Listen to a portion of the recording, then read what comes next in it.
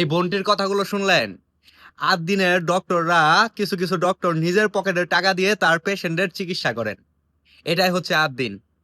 আমি যতটুকু জানি যে আট দিন ফাউন্ডেশনের যে আট দিন মেডিকেল হসপিটালটা মগবাজারে আছে, এটা 1997 সালে প্রতিষ্ঠা করা হয়। 1997 টু 2026, 29 বছর। 29 বছর ধরে তারা ন্যায় ও সততার সাথে কাজ করে আসছেন।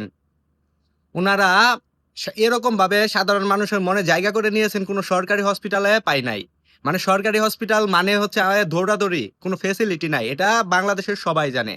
আর আট দিন ফাউন্ডেশন ওইখানে যতটুকু নিম্ন খরচে চিকিৎসা করা যায় এই কাজটাই ওনারা করেন।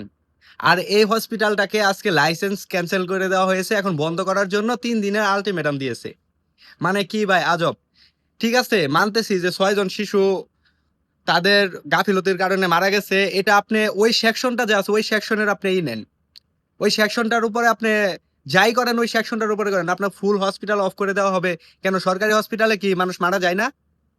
কত কত সরকারি হসপিটালে মানুষ মারা যাইতেছে, ওইখানে তো আপনারা সরকারি হসপিটাল তো বন্ধ করেন না।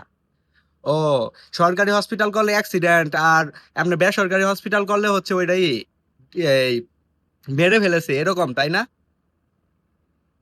মানে কি রে ভাই, একটা প্রতিষ্ঠান এত ভালো কাজ করতেছে, ওই প্রতিষ্ঠানকে আপনারা সিল মেরে দিচ্ছেন, ওই প্রতিষ্ঠানকে বন্ধ করার আলটিমেটাম দিতেছেন। এটা কোনো ন্যায় নীতি হলো?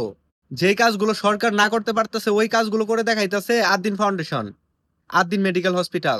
তো এই হসপিটালটা আপনারা বন্ধ করে দিবেন, এটা কি মগের মুলুক হলো?